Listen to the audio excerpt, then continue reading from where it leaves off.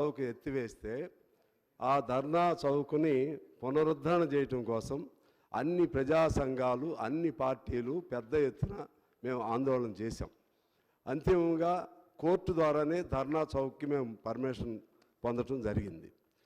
ఆ ధర్నా చౌక్లో ఇవాళ సహజంగా కార్మికులు ఏమనుకుంటారంటే అసెంబ్లీ నడుస్తూ ఉంటే అక్కడ ఆందోళన చేస్తే వాళ్ళ బాధలు లోపలికి వెళ్తాయని దాంతో తప్పితే దీని మీద దాడులు చేయడానికో అసెంబ్లీ మీద లేకపోతే ఇంకేదో టెర్రరిస్టులాగా ఉండేవాళ్ళు కాదు. వాళ్ళు రోజువారీ బతుకు సంబంధించినటువంటి వాళ్ళు. దానికి సంబంధించి మీకు తెలియజరుగుతుందో నాకు తెలియదు, కానీ పోలీస్ డిపార్ట్మెంటు అత్యుత్సాహంతో ఉంది. దారుల్లోనే అరెస్టులు చేస్తూ ఉంది. దారుల్లోనే ఒకవేళ టైం ఇచ్చినా 2 గంటలని పేరు పెడుతుంది. చాలా పోలీసులు ప్రజా ఉద్యమాలను అణిచివేస్తున్నారని మీ దృష్టికి నేను సవినయంగా తీసుకొస్తున్నా. ఇది ఏమనిపిస్తుందంటే కొత్త సీసాలో పాత సారా కాదు, పాత సీసాలో పాత సారాగా నడుస్తుంది. పాత వాళ్ళ చెప్పుల్లో కాళ్ళేసి నడుస్తున్నట్టుంది. మరి మీకు తెలుస్తుందో లేదో నేను మీ దృష్టికి తీసుకొస్తున్నా, ఎందుకంటే ఇది ఈ సందర్భం వచ్చింది కాబట్టి. అదే పద్ధతుల్లో ఇంకా సరే కొన్ని అది మన పరిధిలో కాదు, ఓపా లాంటి చట్టాలు లేకపోతే నేషనల్ ఇన్వెస్టిగేషన్ ఏజెన్సీ లాంటి సంస్థల్ని యథేచ్ఛగా ఉపయోగిస్తున్నారు రాష్ట్రంలో కేంద్రం.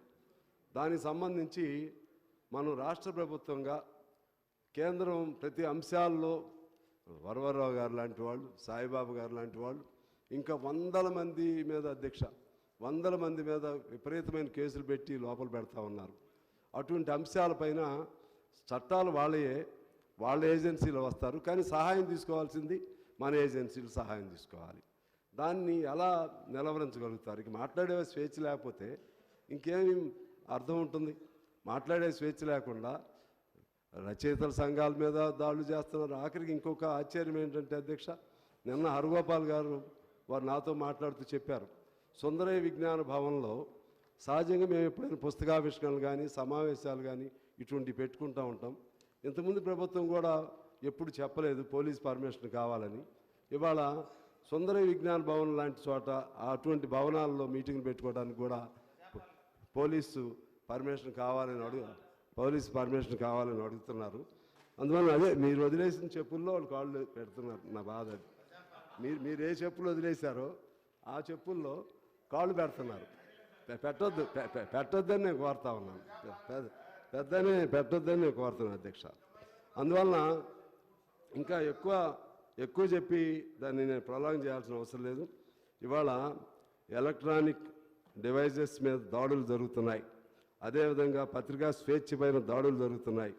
పబ్లిషర్సు, ప్రింటర్సు ఇటువంటి వాళ్ళపైన దాడులు జరుగుతున్నాయి.